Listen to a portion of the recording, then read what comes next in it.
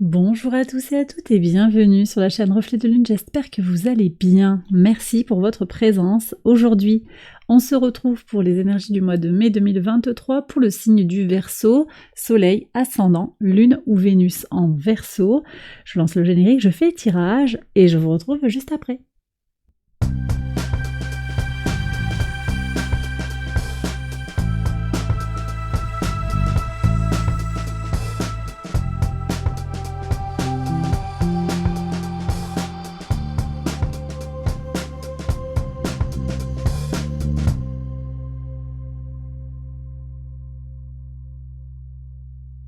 Alors on y va les Verseaux pour les interprétations. Votre arcane majeur du mois, c'est le mât, le fou. Alors le fou, il est en plein dans votre énergie, on est avec Uranus ici, qui est le maître de votre signe, et puis ce fou vient nous parler de libération de la pression sociale, de légèreté. Il indique également du potentiel pour écrire une nouvelle page, on est sur un nouveau départ dans un certain domaine de votre vie. Que nous dit l'oracle pour vous sur ce mois de mai, les Verseaux? On nous parle de vérité. Oh, super intéressant. On a la carte de l'ego qui est sortie, qui nous parle du travail de l'ombre. Très intéressant. Vous avez la lune noire à l'opposé de votre signe en Lion qui vient vous, d'une certaine manière, vous imposer, vous questionner comme ça sur quelles sont vos pulsions, qu'est-ce qui vous motive, pourquoi, peut-être qu'est-ce que vous retenez. Qu'est-ce que vous comparez chez les autres? Bon, vous prenez si ça vous parle, mais en tout cas, cette invitation de la lune noire en Lion, elle est là. Qu'est-ce que vous avez à prouver par rapport à votre ego? Et puis, on a la couleur lilas qui nous parle de croyances et de foi. Quelles sont vos croyances limitantes aussi? Comment être suffisant? Quelle est votre réalité, votre vérité intérieure? Est-ce qu'il n'y a pas une vérité universelle également? Moi, je constate que les couleurs sont très en accord avec l'ensemble des cartes. On a ces gris et ces violets qui s'expriment autour des 4 premières cartes déjà. On a toute une harmonie, une palette de couleurs identiques. Il y a l'ombre et puis il y a le spirituel. Je pense ici on est connecté au 3e œil, au chakra couronne également. Quelque chose d'une meilleure compréhension de soi, une meilleure connaissance de soi, d'aller vers sa propre vérité, son intériorité. Pluton vient vous lacérer un petit peu, on est quand même dans des énergies d'un premier transit de Pluton dans votre signe. On a une rétrogradation le 1er mai. Ça va ouvrir un premier temps de bilan. Pluton revient après dans le signe du Capricorne et va re-rentrer dans votre signe. Il y aura comme ça encore une rétrogradation pour un dernier transit dans votre signe. Ça amorce un travail en profondeur qui est annoncé par l'oracle ici très nettement. Vous prenez si ça vous parle, bien sûr, mais il y a la possibilité ici, le potentiel pour se réinventer, trouver sa véritable intériorité. Il y a quelque chose qui est dans cette ligne-là. Allez, on regarde les messages du tarot maison par maison. Donc pour votre maison 1, votre vitalité, votre énergie, votre état d'esprit sur ce mois de mai, on a un cavalier de denier. On est sur une énergie constante d'effort, de ténacité, d'une envie de concrétiser les choses dans la matière. Vous ne lâchez pas. Vous êtes persévérant, vous faites fructifier les choses autour de vous et ça vous réussit. Je pense que vous réussissez dans la matière ou en tout cas dans la forme d'abondance que vous désirez. Mais effectivement, on est sur un cavalier, donc on n'est pas encore peut-être arrivé. Il y a peut-être quelque chose à aller explorer. On va voir les autres maisons, ce qu'elles viennent nous vous dire. En tout cas, à la lumière des cartes, des premières cartes qui sont sorties, on voit qu'il y a cette envie d'avancer. De toute façon, quelles que soient les circonstances, quelle que soit votre vérité du moment présent. Donc, une confiance en soi. Je ressens beaucoup de confiance en soi et beaucoup de ténacité. Voilà. Allez, maison 2, on regarde vos ressources, qu'elles soient matérielles ou immatérielles, votre argent, votre corps, votre âme, votre psyché globalement. Superbe. Il y a des énergies de nouveau départ quand même, là, cavalier, valet. On est sur des débuts de parcours ou des renouveaux peut-être anciens, des choses qu'on a libérées du passé. On est en train de reconstruire des choses. Bon, ici, c'est votre cœur qui parle hein, sur les ressources. Vous mettez d'abord votre bien-être en avant. Donc, ce qui va compter, ce qui va primer sur le matériel, c'est peut-être d'abord le confort. Le confort spirituel, le confort émotionnel, le confort physique, le confort dans la matière, mais pas la matière à tout prix. Avec l'idée de se sentir bien, comme un poisson dans l'eau, de se sentir en accord avec ses valeurs, en accord avec sa vérité intérieure. Alors attendez, je vais regarder justement sur vos valeurs, qu'est-ce qu'il y a comme message. Et ouais, la reine de denier. Donc là, il y a quand même aussi quelque chose de très très fort, de très concret, de très pratique aussi. Ouais. Vous êtes dans une période où vous voulez quand même voir, au-delà du fait que vous êtes dans une recherche de vérité, hein, vous vous remettez ou vous vous mettez en quête de vérité, vous êtes quand même dans l'idée que vous méritez des choses, hein, que vous pensez mériter le meilleur, l'abondance. On en a parlé, hein, on en a parlé déjà sur le mois d'avril, avec le transit de la Lune en Lion. On en a parlé de ça. Vous méritez le meilleur et vous savez que vous y avez droit. Vous avez aussi une vision pratique hein, de la pensée. Vous avez envie de mettre en action. Alors je ne sais pas si vous avez vu tout à l'heure quand j'ai fait le tirage, il y avait la carte de la communauté qui s'est retournée, mais elle était dans un paquet d'autres cartes, donc je ne l'ai pas prise. Il y a quelque chose aussi pour vous, je pense, qui se met en action par rapport à la communauté. On va voir ce qui se... Ouais. 4 de bâton.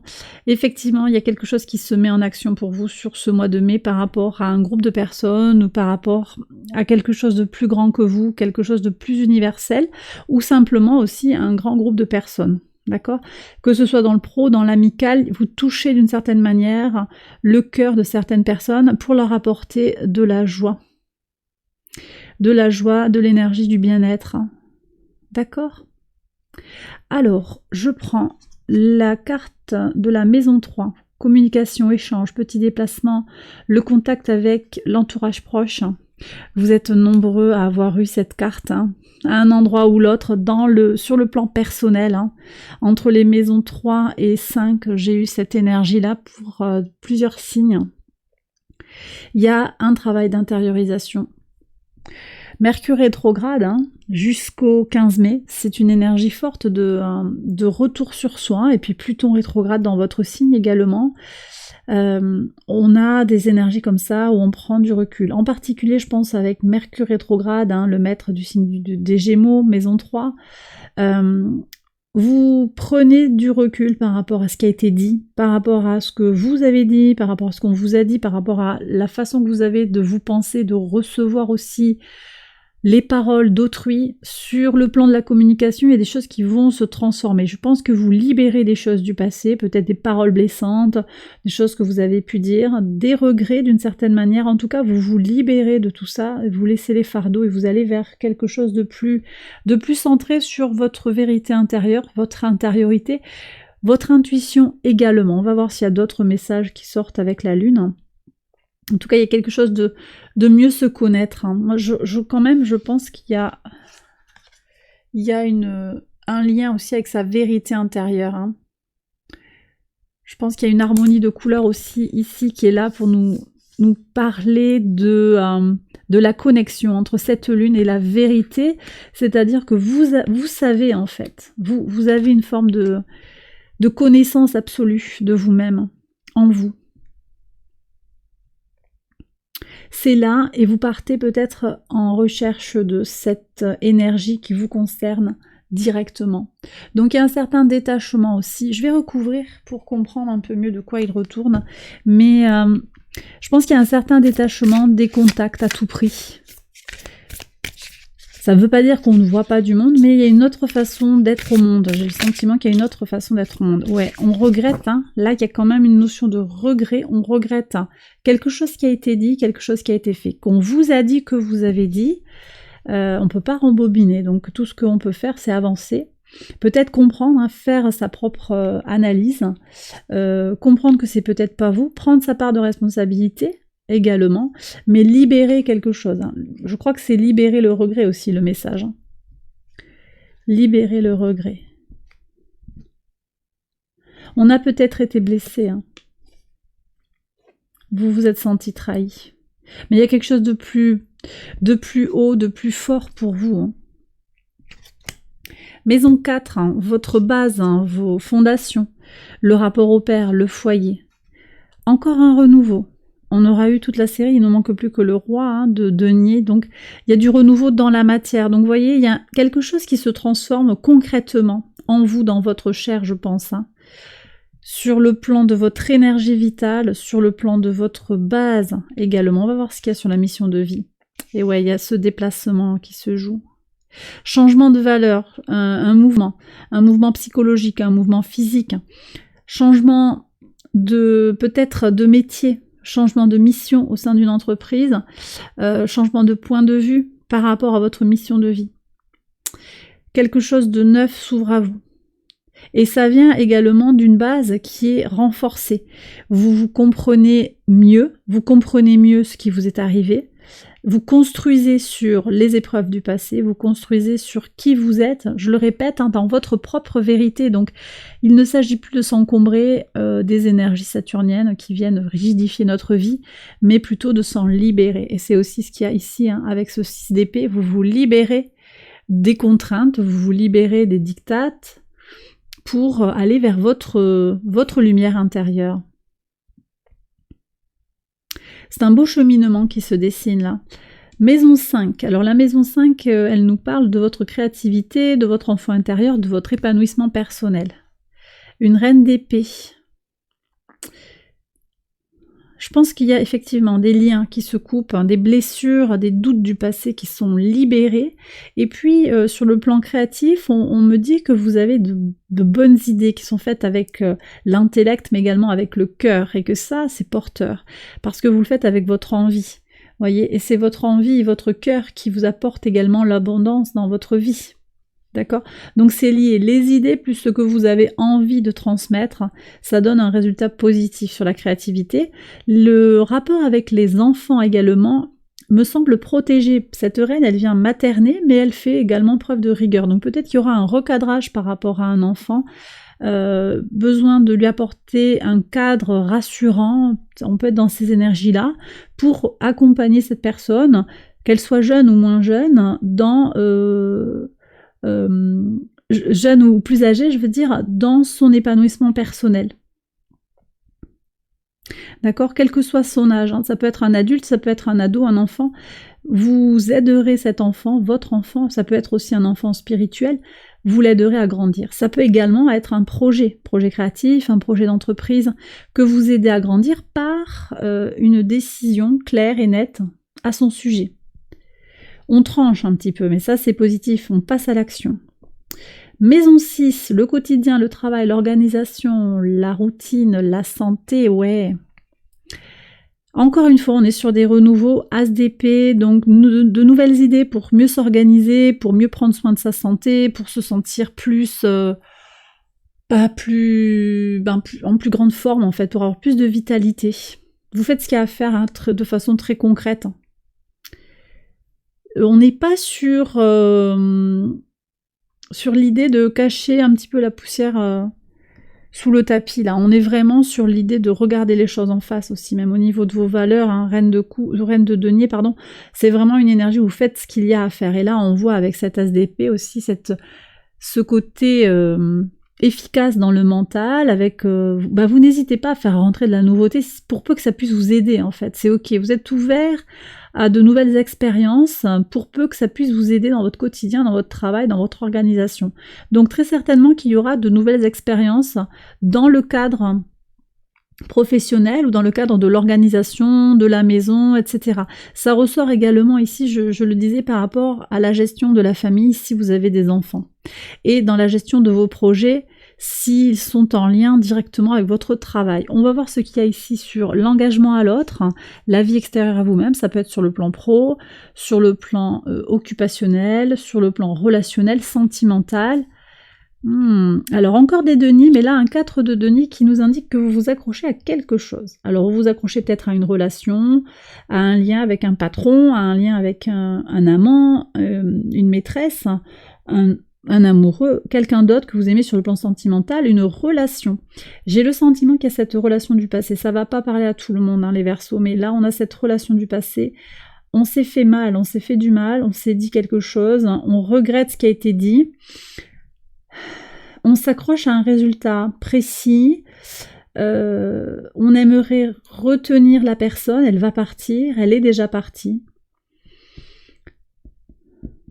Je vais tirer une autre carte pour voir. Quel message on peut avoir, s'il vous plaît, en maison 7. Eh ouais. Ça pique, hein, ça fait mal, là. 3 d'épée. Je sais pas qui c'est qui est parti. On vous a fait du tort, j'ai l'impression. J'ai le sentiment, c'est pas pour tout le monde, mais il y a une situation que vous acceptez alors qu'elle est difficilement tolérable. Hein. Sur le plan de la relation à l'autre. Hein. Ça peut être au niveau professionnel avec un associé, mais j'ai le sentiment qu'il y a quelque chose sur le plan sentimental, voire amical, relationnel. Vous vous sentez responsable de la situation par rapport à quelqu'un. C'est pas de votre faute en fait. L'autre a sa part de responsabilité.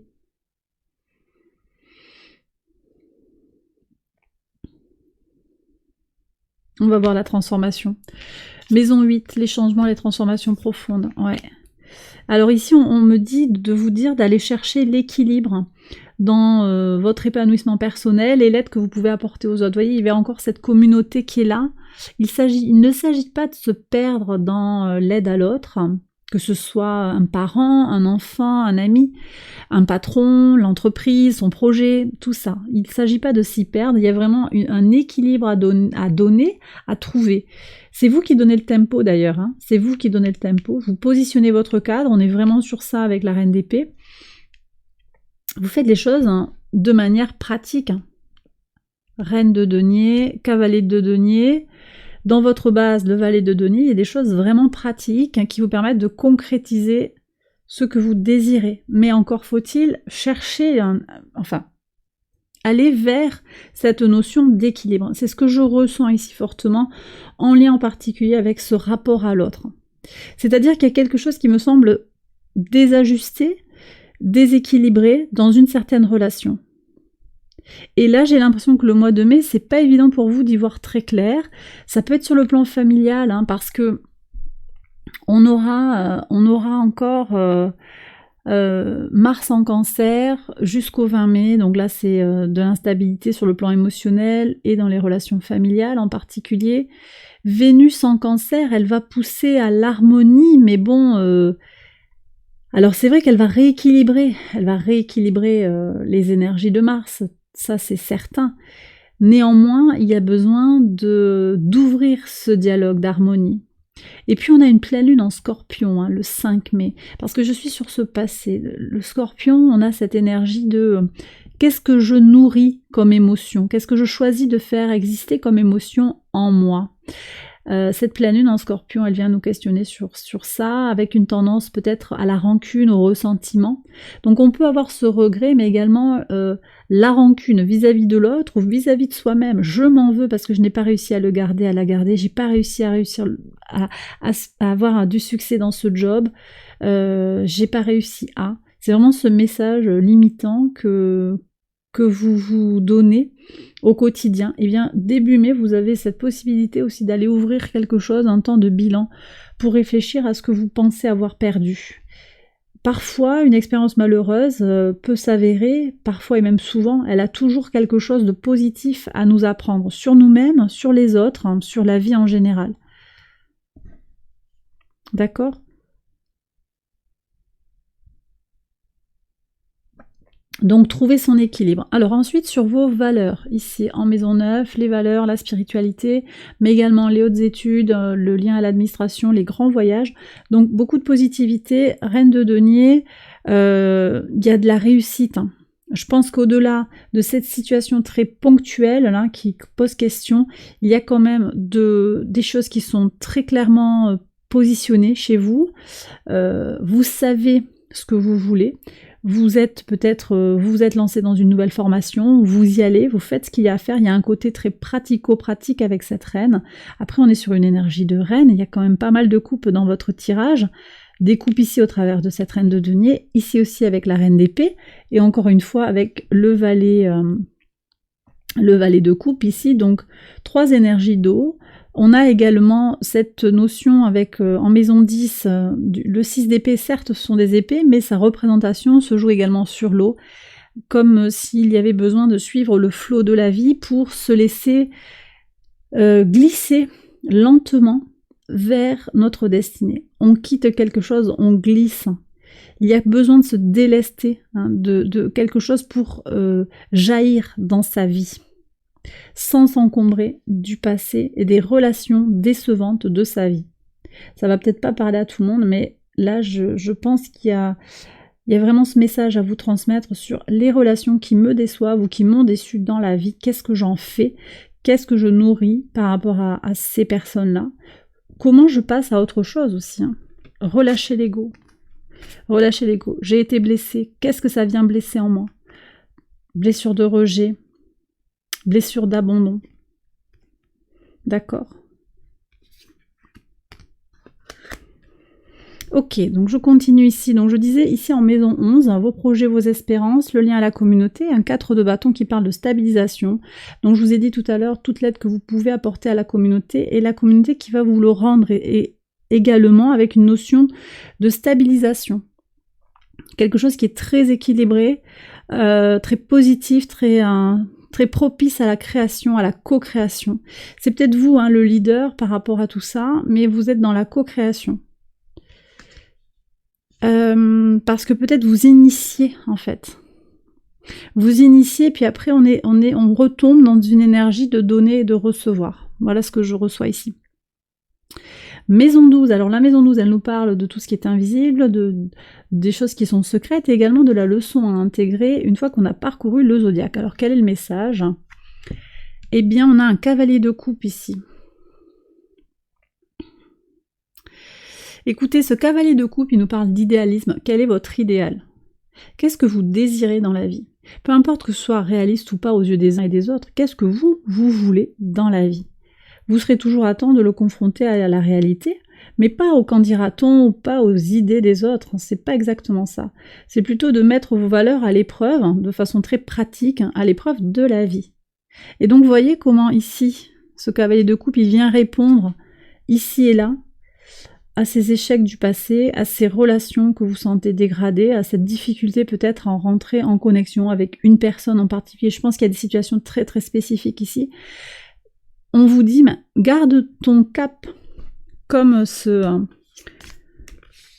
fou ici, qui est tourné avec sa flèche vers l'extérieur, vers l'avenir, droit devant lui en fait. Il avance, alors il a un côté un petit peu foufou, un petit peu innocent, naïf et insouciant, mais en même temps, il y va sans se poser de questions, il y va sans filtre. Et bien là, je crois qu'il y a aussi cette invitation-là. Ne vous posez pas trop de questions, ne vous remettez pas en question. Ce n'est pas de votre faute. Vous voyez ce que je reçois ici? Voilà. Donc là, je pense que ce cavalier vient répondre vraiment à ces messages-là, maison 3 et maison 7. On va prendre les messages de l'univers pour vous, les Verseaux, pour ce mois de mai. Alors, Angel Guide, quel est le message pour les Verseaux, s'il vous plaît, pour ce mois de mai? Mai 2023.